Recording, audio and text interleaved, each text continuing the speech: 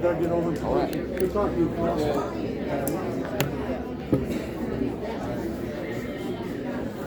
Good evening, everyone. Thank you for coming. It's a fantastic crowd here we have today. Some of you know me, most of you probably don't. My name is Dave Steffi. I am the president of the Historical Society. Steffi is not a local name, as most of you know, but my wife is a Garrett. So she wanted to come back home here, so I'm from Michigan. So we come down here, and 3 years I've been here, I've learned more about this county than I did 65 years in Michigan. It's a fantastic county. I love it here. And today we have a special guest, Clark Matthews, and he's going to be talking to us about some of the stuff in the Civil War in Fentress County. So I'm going to turn it all over to him right now. All right. Well, David, I appreciate you having me. Can everybody hear me? Am I talking loud enough? If I get too quiet, just look at me and do this, and I'll get louder. But I want to thank David and the Fentress County Historical Society for having me. I just joined the Fentress County Historical Society this year, and they're a great bunch to work with. And if any of you like what you hear tonight, it's just going to be a little sample, a teaser of the history that we have here in Fentress County. So if you like what you hear, I encourage you to get with Dave, Kathy Williams, John Beatty back there. They'll get you signed up to Fentress County Historical Society. I also want to thank each and every one of y'all for coming. I see a lot of friends, family, old school teachers, people that I grew up around, and I appreciate y'all coming. That means a lot to me, and y'all's support is what keeps me going. So, the reason I'm doing this presentation is, number one, I'm not here to justify nor glorify any of the actions that either of these men did during the war. What I do want to tell you guys is the truth. Now, I was an avid history lover my whole life growing up. I loved history. I was a history nerd. The type of kid that would take his history book home from school and read ahead of the class, and I was always chapters ahead of the class during school. Now, I didn't really learn about either one of these men in school, Champ Ferguson or Tinker Dave Beatty. It wasn't taught. I had no idea that a president of the United States had came and spoke here in Jamestown and Fentress County prior to the war. I didn't know that there was a Confederate recruitment camp in Fentress County, that at one time there was reports that 10,000 Confederate soldiers were in the Pall Mall community. I did not know that the very first battle that was fought in Tennessee during the Civil War happened right here in Fentress County. I didn't learn any of this in school.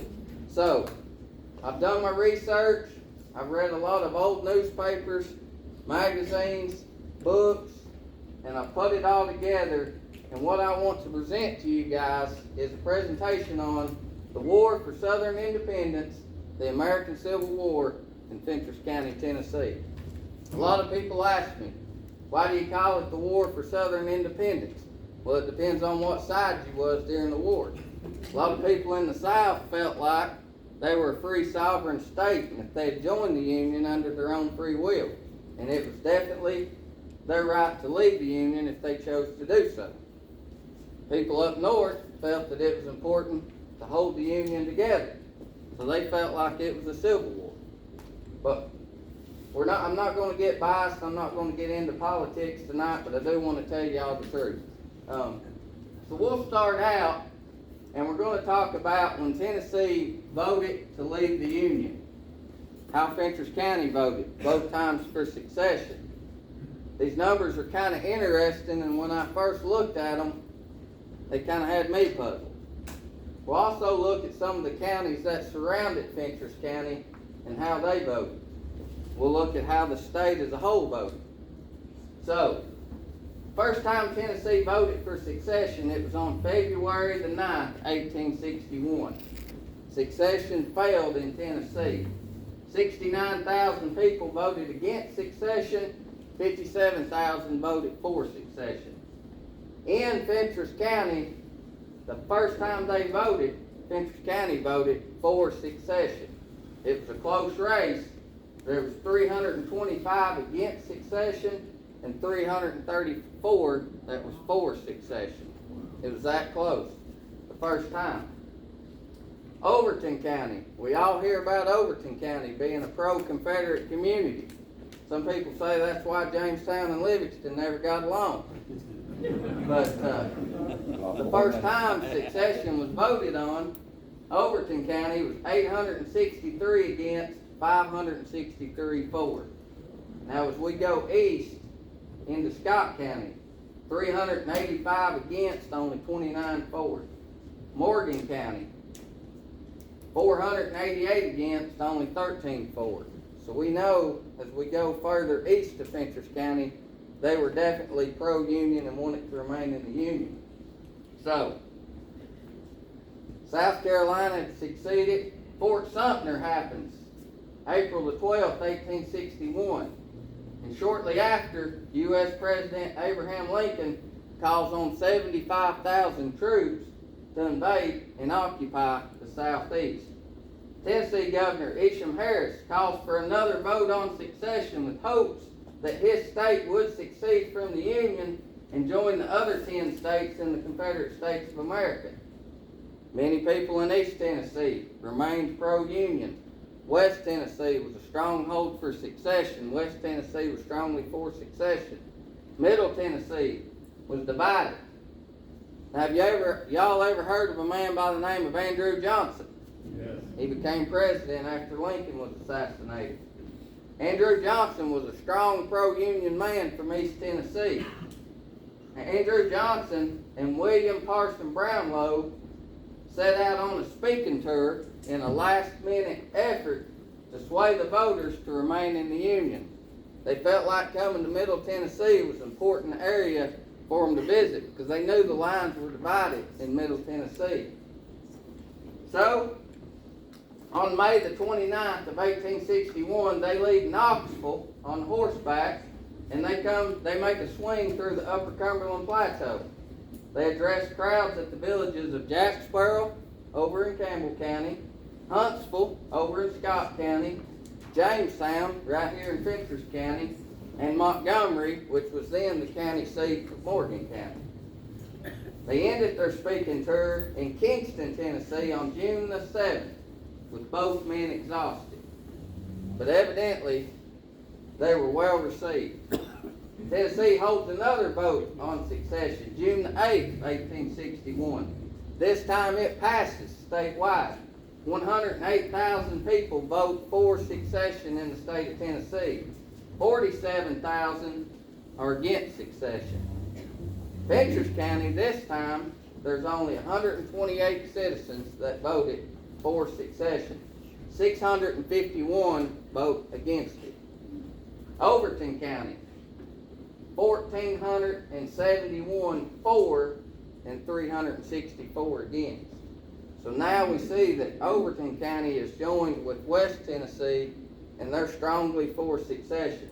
Fentress County has flipped and joined with East Tennessee and they're a pro-Union county. Scott County, nothing really changed over there. 19 people voted for secession and 521 against it. Morgan County, 50 people voted for it, 630 against it. So our neighbors to the east are strongly pro-Union. Our neighbors to the west in Overton County are strongly for secession. Now y'all remember, there was no Pickett County back in those days. Pickett County had not yet been formed and established. So Fentress and Overton County both went all the way to the state line, the Tennessee-Kentucky border. So Tennessee succeeds from the Union. One of the first things that happens right here in Fentress County is Andrew McGinnis builds Camp McGinnis shortly right after Tennessee votes to leave the Union. And this camp was located down in the Pall Mall community there at the Three Forks of the river. There's an old white house there right past the rock crusher, the old Wright farm. That was part of the camp all the way in toward where the Sergeant York home place is now. It was all along the river. He sets that up as a recruitment camp for Company F of Murray's 4th Cavalry, led by Fentress County native Captain Willis Scott Bledsoe. Do we have any Bledsoes in here tonight? Anybody kin to any of the Bledsoes? Surprisingly. There's a lot of Bledsoes still in Fentress County. But he sets up a recruitment camp, and by 1862, this has became a large gathering spot for Confederate forces. People in the valley, I've read multiple reports that there's several thousand people that would be in that camp at one time. People in Pall Mall had never seen 10,000 people together, let alone soldiers. It was shocking for them. Well, by January of 1862, General Felix Zollicoffer leads an unsuccessful attack on the Mill Springs up in Kentucky. And prior to this battle in 1862, Union forces had remained north of the Cumberland River. Well, at the Battle of Mill Springs, the line was broken and Union forces defeated Zollicoffer, and they were easily able to come further south and get into Middle Tennessee. General Zollicoffer was killed at the Battle of Mill Springs. So the man that takes over after he's killed is General Crittenden.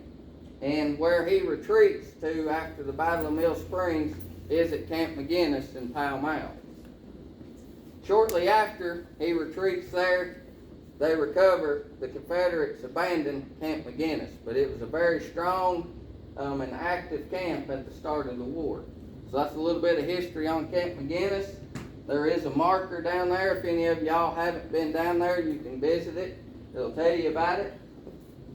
Another interesting fact in Fentress County, we have the affair at Travisville. Now, Travisville is in current day Pickett County, but this was all Fentress County back during the war. September the 29th, 1861, there was about 100 Confederate troops camped right beside the Travisville Church in the Travisville community. Well, there were some Union men, along with some home guards from up in that area, Clinton County, Kentucky, that come looking for those Confederates. And they find them in Travisville. They were given orders to make any Confederate that they caught surrender and take an oath and pledge his allegiance to the Union government. Well, they find these old boys at Travisville, and they refuse to surrender. So they have a skirmish there. 4 Confederates were killed. Now, I always thought it was interesting, even as a kid, that one of those Confederate soldiers that was killed, his name was James M. Softly, and he was shot by James Ferguson, the brother of Champ Ferguson. Folks, this truly was a war of brother against brother. James and Champ Ferguson is just one instance. Many, when I start looking into it and reading stories, many cousins against cousins, uncles against nephews, my family included. But Champ and Jim Ferguson were divided during the war. Jim remained loyal to the Union. Champ was for secession, and he became a rebel. We'll talk about him a little bit later. So, Travisville, there's a marker there. James M. Softly markers there. We actually have a Sons of Confederate Veterans camp here in Fentress County, and we're called the James M. Softly Camp. I'm the 2nd lieutenant in that camp. So if y'all like history, that's another good organization to join up with. We study a lot of this. So now we want to talk about 2 leaders in this area. One for the Confederacy and one for the Union. We'll start out with Champ Ferguson because he started in the war a little earlier than Tinker Dave Beatty did.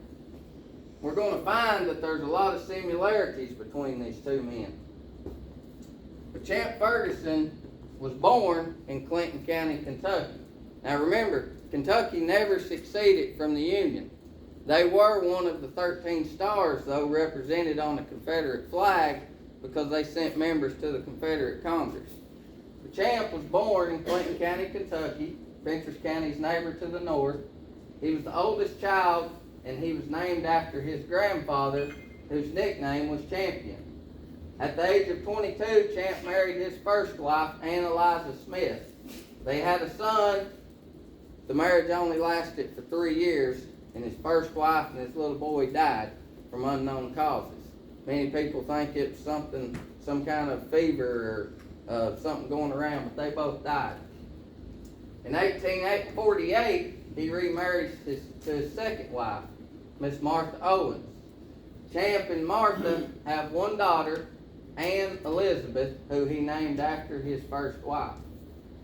Now, in the late 1850s, prior to Tennessee's vote for secession, Champ has something that happens to him that lands him in jail here in Fentress County. So, two brothers from Fentress County, Alexander and Floyd Evans, make a trip up into Clinton County, Kentucky. And they're looking to buy up hogs and buy those hogs on a promissory note. They don't have the money to pay for these hogs, but they give the boys in Kentucky a note that says after they take them to the market and sell them, that they'll pay them back. This note was co-signed by 7 prominent citizens from Fentress County, Tennessee. Well, then Champ Ferguson, his brother, and several neighbors agreed to sell them the hogs. Well, it comes time, the note's due. They haven't been paid. They run into Alexander Evans one day, and like anybody would, they done him for their money. Alexander Evans tells them that his brother Floyd took the money and run off. He don't know where he went. Well, Champ don't really buy that story. So he travels to Overton County, Tennessee, and he files legal suit against these Evans brothers. He then goes to Clinton County, Kentucky, and files legal suit against them up there. He wins both of those suits. Now he has a judgment against them in Tennessee and Kentucky both. So, every time they catch them Evans boys with a horse or a cow, whatever, they take it. They called it an attachment back in those days. They could take that horse or cow to the sheriff in Clinton County, Kentucky, and he would order it sold at public auction. And the money would go to pay toward the debt that they owed them for the hogs. Well, this goes on for some time, and the Evans boys get fed up with it.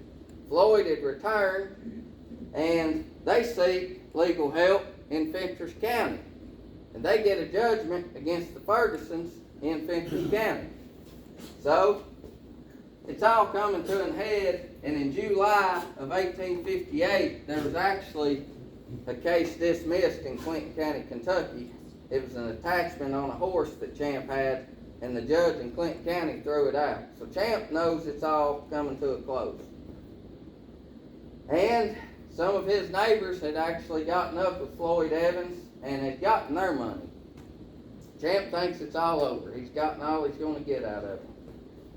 So he makes the mistake, and he comes to a church camp meeting in Fentress County one night in the Lick Creek community.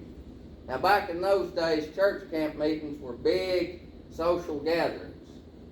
And he shows up at that camp meeting, and the Evans brothers are there. Well, they go for the nearest justice of peace.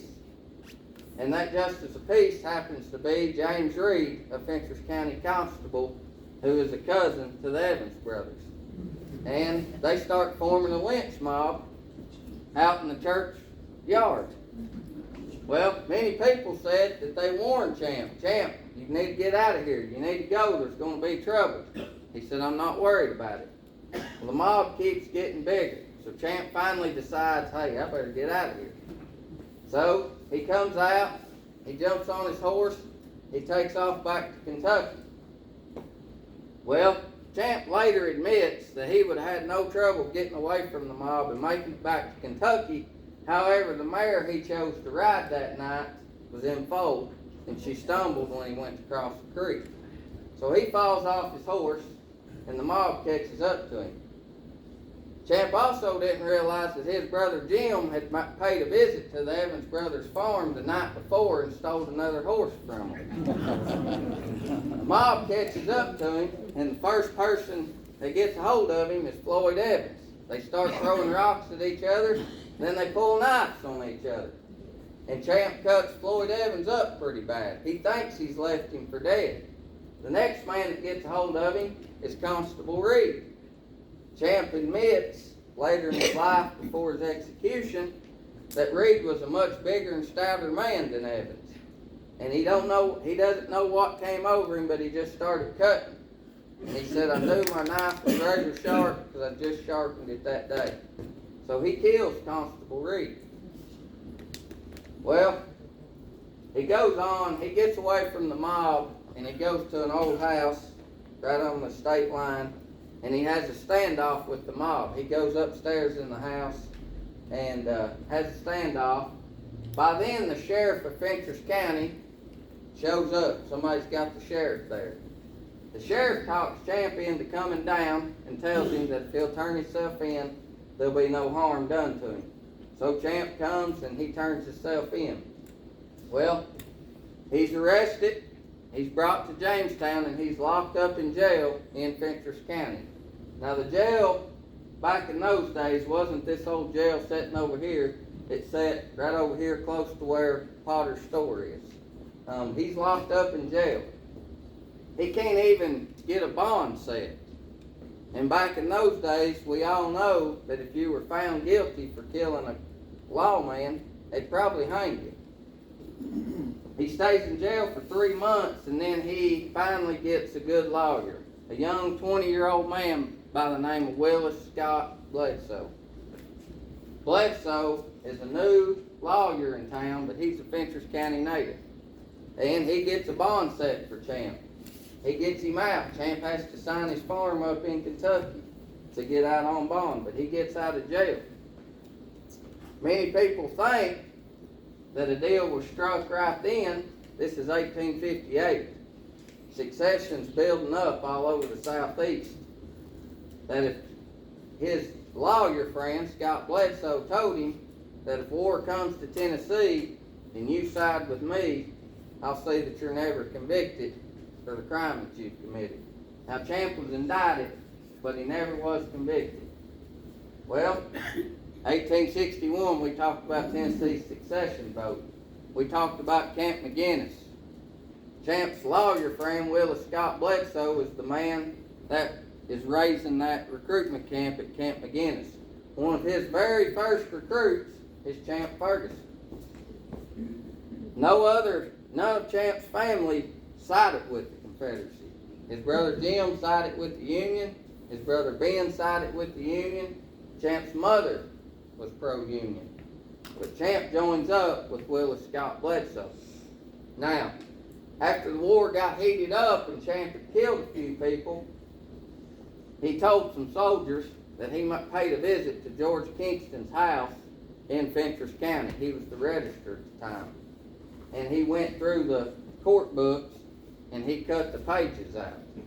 Now, John B. Mullinax and Kathy Williams examined those court record books. They're over here at the Fentress County Historical Society. Another reason to join Fentress County Historical Society. I believe they told me they find the case in those books where the state of Tennessee versus Champion Ferguson. He killed Constable Reed. They find out that from 1858 to 1861, there was 9 continuancies in that case. There was no proof that Champ Ferguson was ever back in court after he got out on bond. And there is, in fact, they can vouch, 6 pages cut out of those books. They're still over there today. So, that story's probably true. There's 6 pages cut out. And how long had it been, Kathy, since y'all had looked at that book? Or was that the first time? Well, it doesn't have an index, so I had Took looked some at it. digging, One didn't day I just opened it and was thumbing through and I found that. Yep. And the pages were not tore out, they were cut out. Cut out, yep. So, probably some truth to that.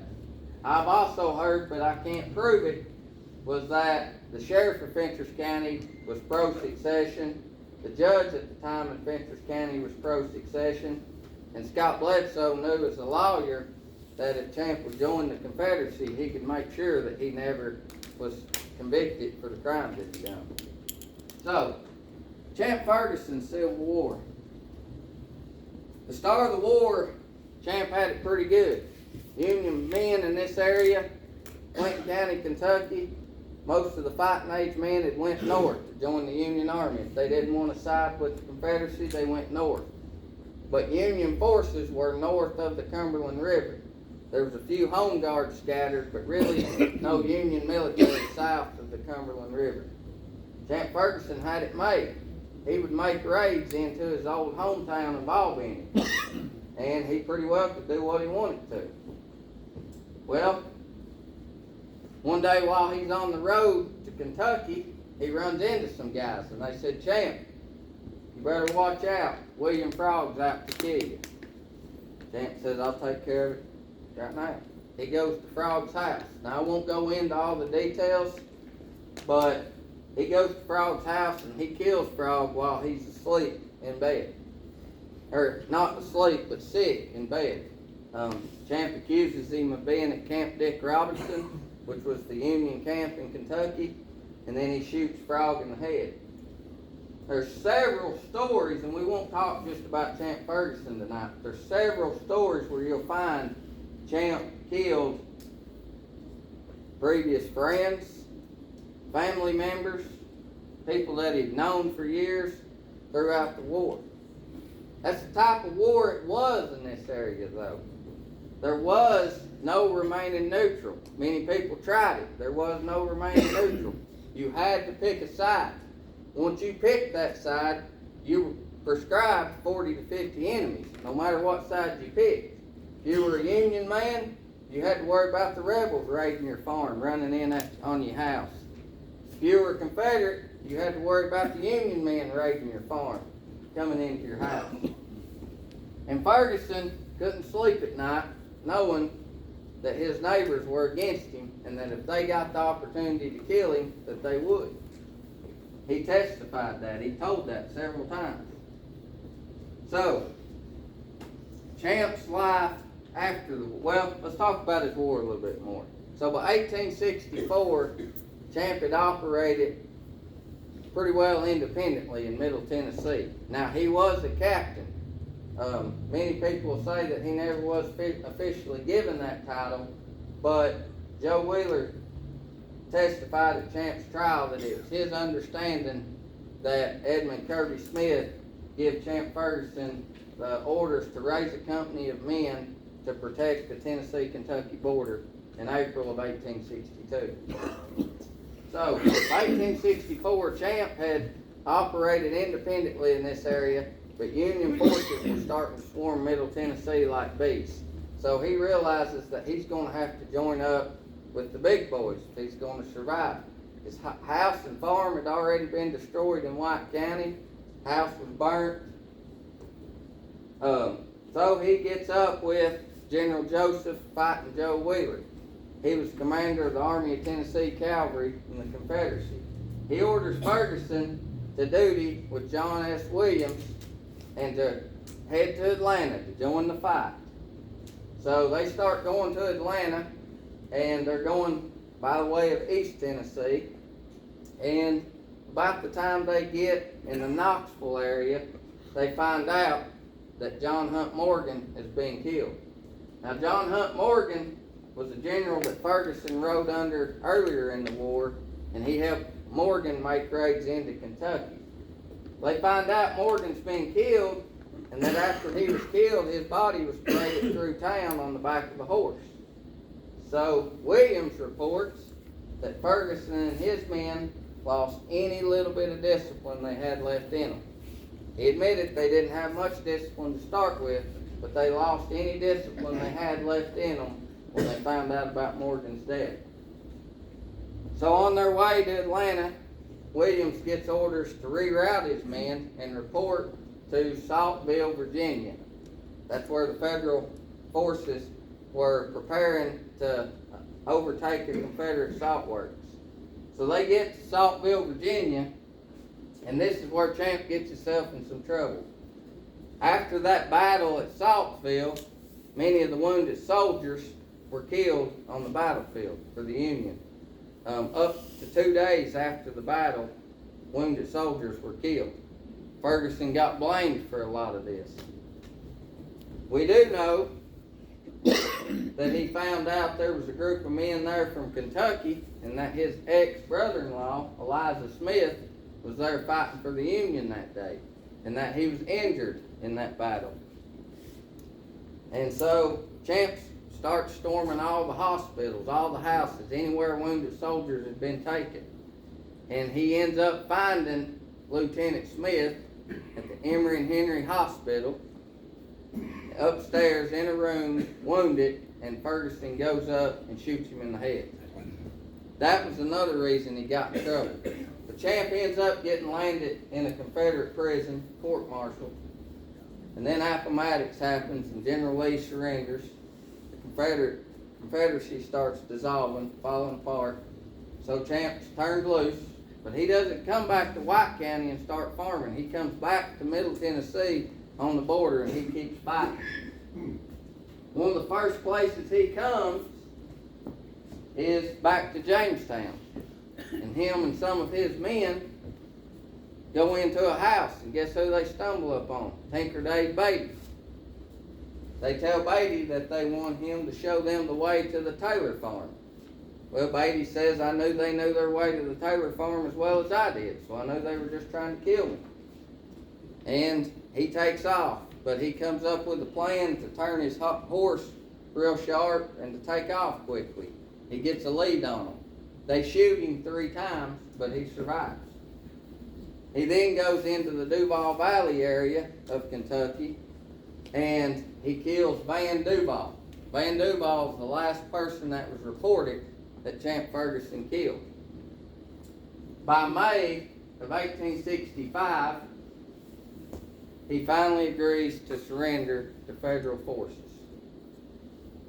Colonel Blackburn, General Thomas is in Nashville, and at first he would let any Confederate soldier that wanted to surrender and take the oath, they were free to do so, except for guerrillas. Well, Colonel Joseph Blackburn goes to General Thomas and he tells him, I know these rebel guerrillas. I fought against them in the war. I know how they are. If you'll give them the same deal that you're giving everybody else, they'll lay down their guns and they'll quit fighting too. So General Thomas tells Colonel Blackburn that he will accept the surrender of guerrilla soldiers except for Champ Ferguson. Folks, they hated Champ Ferguson. And also remember that when Nashville fell in 1862, Andrew Johnson became the military governor of Tennessee. Champ Ferguson caused a lot of problems for Andrew Johnson. At one time, Champ Ferguson had a $3,000 bounty on Andrew Johnson's head. So Andrew Johnson didn't like Champ Ferguson either. But by May the 30th, Champ agrees to surrender, and Colonel Blackburn sends a few of his men to come get him. They find Ferguson unarmed. It was the first reports of Ferguson being unarmed since the war had started. They let him go to his house, get his pistols, put them on, saddle up his horse, and they tell him they're taking him to Nashville to surrender. They get him about 2 miles out of White County, and they draw guns on him, take his pistols away from him, tie him to his saddle, and they take him to Alexandria, Tennessee for that night. Then he goes to Nashville the next morning. He's arrested and put in the federal prison, and that's where he remained until his execution. Now, Champ goes through a trial that lasts the entire summer of 1865, from May until September the 30th, or September the 18th. He's charged with 53 murders, being a border rebel, murderer, and a thief. And he's found guilty. Now, this trial was important because we got a lot of testimonies from people in this area. We also got Champ's testimony. The warden in the prison took a liking to Champ. The guards in the prison, they took a liking to Champ. They gave him a deal while he was in prison that if he would wear a ball and chain, they would let him freely roam throughout the prison. Well, this was a better deal for Champ. It was much better than sitting locked up in a cell. So he took it. He got to talk to a lot of newspapers while he was in prison. So we learned a lot about his life while he was in prison. But by September, he had been sentenced to execution, death by the hanging of the neck. And on October the 20th, when his execution date was set for, he was executed. Some of his final words was, when I'm dead, and he states this while he's on the gallows, when I'm dead, I want my body placed in this box, delivered to my wife, and carried to Sparta in White County and buried in pure rebel soil. Now, Ferguson had moved to White County, Tennessee shortly after the war had started. He was executed, placed in a casket, and brought back to Sparta. That cemetery is still there today in the French cemetery, if any of y'all want to visit. Now, that's a short version of Champ Ferguson. I do about a 2-hour presentation on him. If y'all ever want to hear it, look it up, but we won't go there tonight. The next man we want to talk about was Champ Ferguson's strongest enemy, USA Captain David Tinker Dave Beatty. Now, how many Beatties do we have in here tonight? I see several. Just 2? Okay, several more. I knew they were all going to show up to make sure I talked about Tinker Dave tonight. So, Tinker Dave Beatty was a Fentress County native. He was technically born in Overton County because he was born before Fentress County was established. But David Crockett, Tinker Dave Beatty, was born in Overton County, present-day Fentress County, on the Obie River. At around the age of 23, he married Ava Collier. Together they had 6 children: Charlotte, Jane, James Marion, Claiborne, Harvey, John Fleming, and William Jones. Tinker Dave was involved in a serious court case in 1854 that lasted almost a year, costing him lots of money and forced him to sell a lot of his farm. Just like Ferguson, he was in trouble with the law before the war started. This case concluded on June 13, 1855, when a judge ruled it as a no contest. So, he never was locked up, but he was in court a lot prior to the war. Tinker Dave Beatty was a farmer, and being from a very large family, he was very well known throughout Fentress County prior to the war. There was 2 David Beattys living in Fentress County at the same time, and that is why he was given the nickname Tinker. Folks that knew him said he was always tinkering with something. The other David Beatty, they tell me, was a town drunk. So, Tinker Dave Beatty's military career is a little different than Champ Ferguson's. When Tennessee voted to secede from the Union on June 1861, Tinker Dave at first wanted to remain neutral throughout the war. I found a report in the newspaper that said as long as him and his boys could get their crops in, he didn't care what was going on in the rest of the country. By January of 1862, shortly after that Battle of Mill Springs we talked about earlier, Captain Bledsoe, Champ Ferguson, and several other men make a visit to Beatty's farm down here in West Fentress. They tell Beatty's wife that the war is fixing to come to Fentress County, and that her husband must pick a side, and that if he doesn't side with them, then he needs to leave the country. Now, Beatty was out in the field. He seen them at his house, and he got a couple shots off at them while they were leaving, and he wounded one of their men.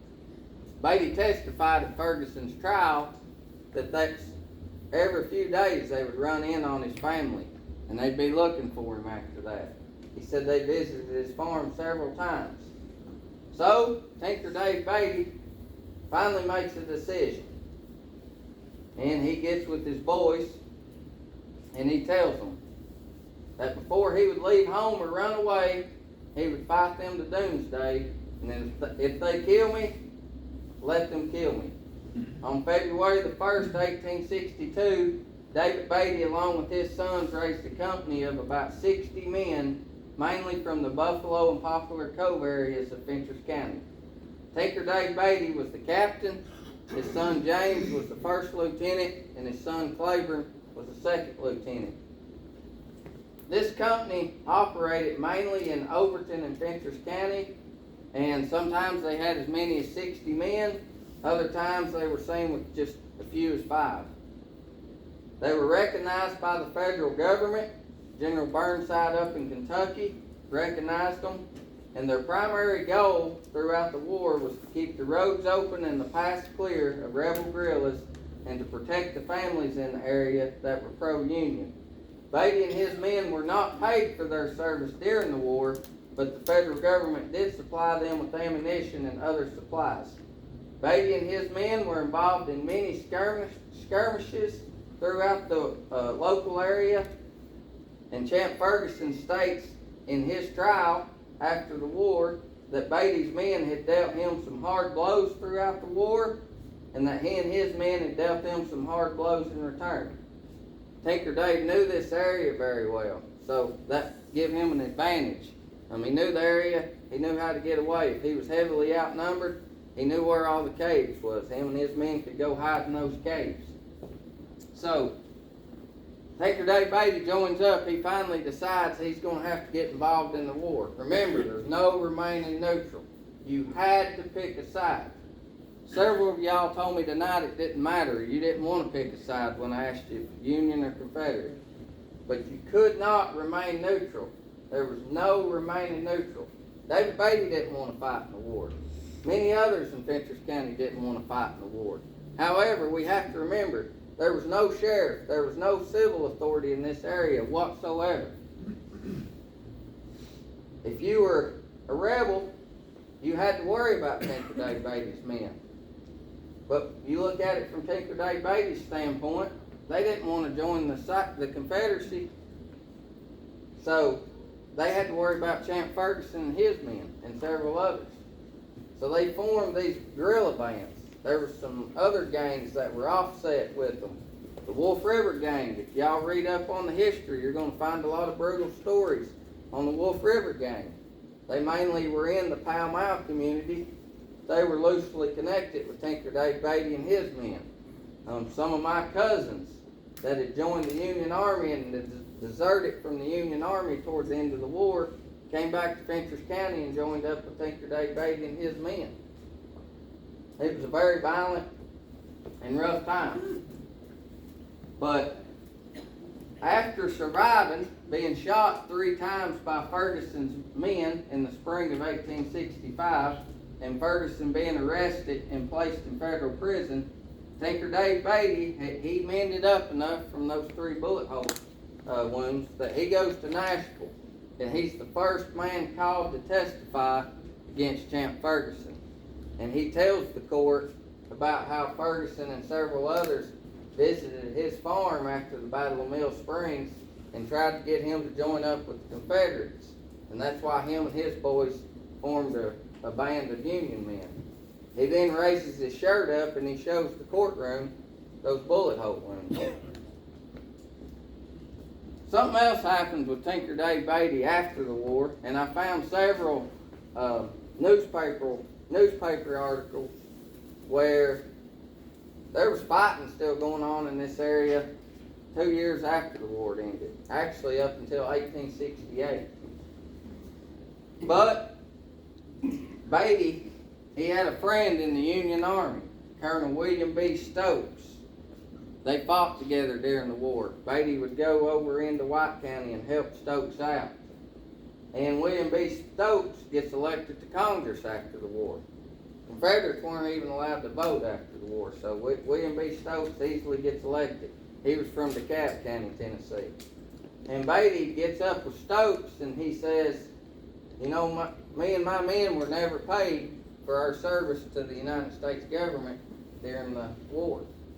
And he works up a deal with Stokes to go to Washington and get them compensated. So Stokes goes to Washington. I won't go into all the details. I'll tell you how to get there if you want to get there. But Stokes gets the money approved in Washington. And they were supposed to pay each man of Tinker Dave Beatty's men that served with him throughout the full period during the war was supposed to get $1,060. His captains were to get $2,000 to $3,000. When it was all said and done, Tinker Dave Beatty, his boy James and Claiborne both got several $1,000s, and most of his men got $400. Not because the money wasn't appropriated, but because it was fraud. Stokes got about $20,000 out of it. He was the congressman that got it approved. That kind of stuff still happens in Washington today. There was reports that Beatty and his boys stopped in Cincinnati or Louisville, Kentucky one, and deposited a bunch of money into a bank before they came back to Jamestown. There was also some carpetbaggers in the area that got Beatty's men to hire them as agents. And they said, we'll fill out all the applications for you to get you your money. Well, those agents got several $1,000s, while the soldiers just got a few hundred. Nothing was ever really done about it. There was an extensive trial that went on. Stokes got through out of Congress. He pretty much came back, and he was never in political office again. But Beatty got off the hook. Stokes went through a trial, and he was actually found guilty, but the punishment just wasn't that harsh. But that caused a lot of hard feelings with people in Fentress County that felt like they'd been shorted. I don't think they were as mad at Tinker Dave Beatty as they were those carpetbaggers that were agents that had shifted them out of the money. And by 1876, just a few short years after the war had ended, Tinker Dave Beatty passed away, and he's buried right down here in the Beatty Lacey Cemetery in Fentress County, there in the Boatland community. It's a well-marked grave if any of you want to visit it. But he passed away. But I want to talk about a little bit about more just about the war in Fentress County. So, people in this area really didn't have any political interest in it. They were small tobacco farmers, raised a little corn, had some livestock, but there was no big plantation farmers in this area throughout the war. They were hard-working families, but we were pretty well secluded from the rest of the world, kind of like we are now. So succession and what was going on in Washington, D.C. really didn't faze people in this area. But a lot of them just wanted to be left alone. And for the ones that sided with the Confederacy, what upset them was that they were being invaded. Many of them stated, we just want you to leave. We don't want you down here bothering us. We just want you to leave. Many in this area that sided with the Union felt like that was what they owed this country. You know, a lot of them were living on land grants from fighting in the War of 1812 or the Spanish-Mexican-American War. And they felt like they couldn't turn their back on the United States of America. But slavery was not an issue in this area. There was a few slaves, but I've not found where it was a factor of how anybody fought. I've really not found any method to it. It wasn't family ties because brothers were fighting brothers, first cousins were fighting first cousins, uncles were fighting nephews. Sometimes it was marriage. Sometimes I think it was fear. Neighbors fought neighbors. Personal story that I've got a third great-grandfather, Rod Powell, the grandson of Coonrod Powell, one of the first settlers in Fentress County. He knew Champ Ferguson prior to the war. At the start of the war, Ferguson tried to get my grandfather to join him and fight for the Confederacy. My grandpa told Champ, no, I want to remain neutral. Well, by 1862, Rod's two sons, Sherrod and James Powell, went over into Scott County and joined up with the 7th U.S. Infantry. They become Union men. So my grandfather felt obligated to help the Union Army. Now, he was in his 50s, so he was a non-combatant provider in the military. And he would make trips up to Fort Nelson and get ammunition from Fort Nelson, bring it back down to Tinker Dave Beatty and his men. He would supply them with ammunition. Well, we learned all this from my grandmother's widow's pension. But he had returned from Fort Nelson. He was sick with the fever. He told my grandmother he was going to deliver the ammunition to Claiborne Beatty, and then he was going to come home, rest for a few days, and when he got to feeling better, he would return to Fort Nelson. Well, while he was at home sick, Ferguson's men came drug him out of the house, took him about 1.5 miles down the road, shot him 13 times and cut a gash across his chest. His 2 boys find out, this happened in 1863, they find out the early part of 1864 what's happened to their father. They're in Lee County, Virginia. That's where they were listed as deserting from. Lee County, Virginia, and at that time they had transferred over and they were with the 11th U.S. Cavalry. They deserted from the cavalry and they come back to Fentress County. They were part of the Wolf River Gang.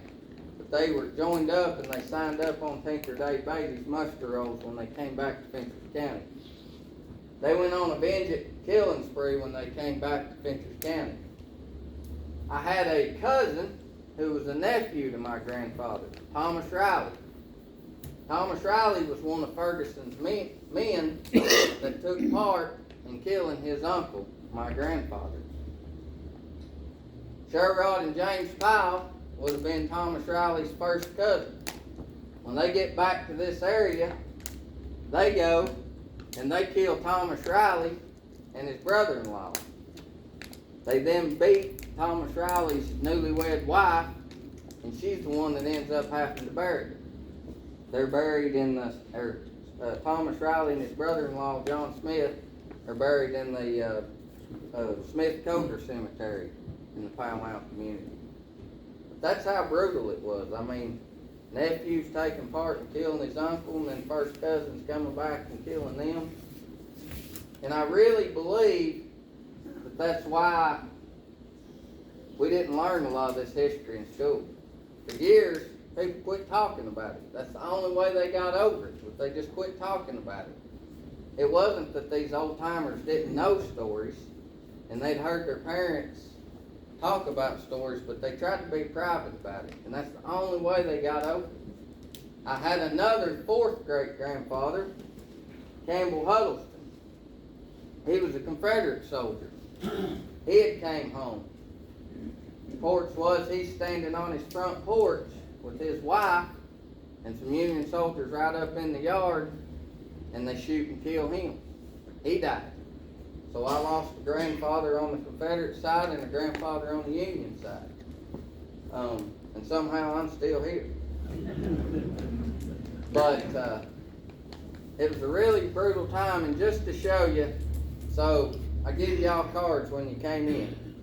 Just to do a little fun exercise, I want to kind of show you how divided it was. So if you got a card that says USA on it, raise your right hand.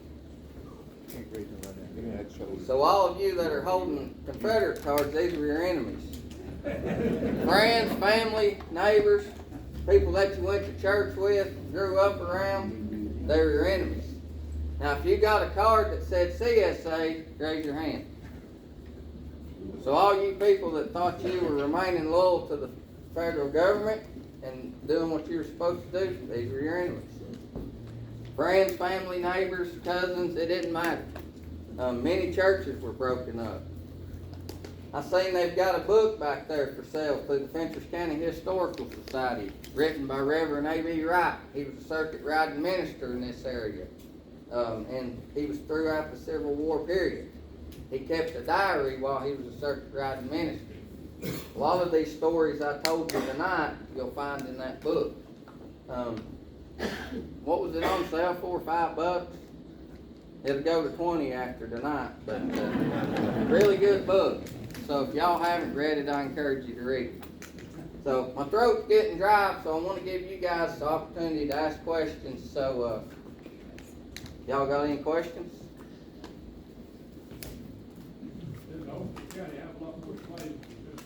They did. And another interesting factor is we have to remember Dale Hollow Lake wasn't there during the Civil War. So what we know as Dale Hollow Lake now was big open farmland. Most of that was Overton County during the Civil War. But now the first time on the succession vote, Overton County was strongly against succession. So they may have just got mad that Andrew Johnson stopped in Jamestown instead of going a little further west. We'll show you. Clark, the affair at Travisville, Mm-hmm. had they voted the second time, on succession?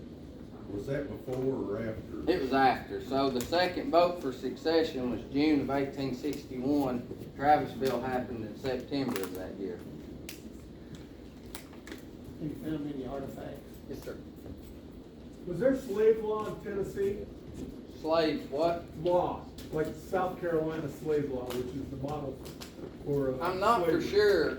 I know that South Carolina was the first state to succeed, and then they kind of adopted their own slave laws. But the South Carolina slave law was well before the Civil War. What I'm getting Yeah. at is, it sounds like slavery was county to county. Is this correct?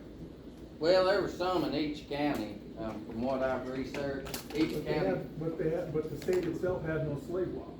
Yeah, I don't, if they did, I never researched it. Well, okay. I think that would be something to discover compared to South Yeah. Carolina law. I know that Pickett County wasn't in existence. Mhm. How many counties in 1861 wasn't in Tennessee? Not the 95 counties. I'd have to count it up. I've got the voting records. But here's a map. I mean, there's several. Clay County didn't exist in this area. I've got the maps if you want to look at it. Frank. I'm up, somebody Yeah. from Raleigh. Was the first judge in the court system, was it a union? After the war? Yeah. Yes, yes. The Confederates, really couldn't vote for, I think, 3 years after the war, until 1868. So a lot of them that did come back to Fentress County shortly left afterwards, because they weren't welcomed after the war. Yeah. So West Riley, where one of them's wife had to bury them, they're buried in the same grave. Same right? grave, yep. Yeah. Yep, buried on top of each other. And she died shortly afterwards. Yes, sir. But just wanted to say that the war was so devastating, like you said, that the effects were felt long afterwards. And many of you have heard of the famous naturalist, John Muir. Mhm. John Muir is well known as the founder of the national parks. He got Yosemite National Park created. In 1867, he started a walk from Indiana. He'd been working in a factory up there, injured his eyes and thought he was going to go blind, and he had a lot of time to recover with bandages over his eyes sitting in a darkened room. And he thought to himself what a shame it would be if he couldn't get out and see the natural world that God had created. So he decided he was going to walk from Indianapolis, Indiana, down to Florida, get a steamship to Cuba, and then go explore the Amazon River Basin. Well, he never made it that far, but he did take a ferry across the Ohio River, crossed into Kentucky, walked right by Mammoth Cave, what was then called Glasgow Junction, now Park City, came to Burkesville, Albany, to the Wolf River Valley, and came right through Jamestown, right down Main Street. He kept a journal that was published after his death. It's called The 1,000-Mile Walk to the Gulf. I've always liked this quote because it kind of tells you what the conditions were like. This was in September of 1867, and John Muir wrote in his journal, "On this evening, I reached the tiny, rickety, thrice-dead village of Jamestown, an incredibly dreary place." And he goes on to describe how he goes out toward Grimsley and Clark Range, and how it was just total devastation. Farms were overgrown, houses were burned, orchards were overgrown. He couldn't find anybody out there. Now, he was walking and stopping at farms along the way to get food, which he would pay for. And he talked to a lady, there was a widow living by herself, and asked if she had any food that he could purchase. And she said, "No, I don't have any food, but I do have a cow and I've got some milk." So he agreed to get a glass of milk from her, thinking he might not find anything anywhere else. And he said, "Are there any other farms out this way where I might stop?" She said, "No, they're all gone. He killed or run off by the war." Yeah. But that was in September of 1867. That tells you the amount of devastation that went on. if y'all like what you heard today, there's been several books published too, and I've got a handful of them here that's my favorites, but there's 4 books on Champ Ferguson, Confederate Outlaw by Brian McKnight, Champ Ferguson, Confederate Guerrilla by Thurman Simpson, Cumberland Blood, Champ Ferguson Civil War, Good Rebel Soul. Now this is a fictional biography. A college professor in Cookville, Troy D. Smith, wrote it. It is fictional, but it's biography. It kind of follows his story, but it adds a lot of drama. Then there's a lady here in Fentress County, Joyce Crouch, that wrote Tinker Day Beatty, His Life and Times. A college professor that's passed away now, William Linwood Montel, he came down into this area and got a lot of oral reports from people back in the 80s, I think it was. But it's called Civil War in the Kentucky, Tennessee, Upper Cumberland. It's got a lot of stories from people in Fentress County that tells old family stories that they knew, as well as surrounding counties. Can you get them at the Historical Society? We have the Joyce Crouch book for sale. Yeah, Just the one? so the Joyce Crouch, Yes, you got A.B. Wright. yeah, and they've got the A.B. Wright book. $5. Wow. Thank you, Dave. Appreciate Yeah.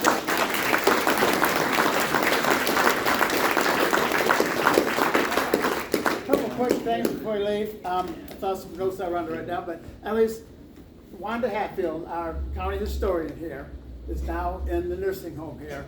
And I just ask you all just to lift her up in your prayers. Just keep her in your heart right now. We do have a guest book for those that didn't sign it back here. The books that we have on the table back here are samples of the books that we have for sale from the Historical Society. You're welcome to look through them. If there's something you like, we got them all at the Historical Society. There's a pile of newsletters back there. It's just I went through and collected all a bunch of old ones, so they're back in the 90s, some of them. But help yourself, take a newsletter with you, look them over. Our business cards are sitting back there.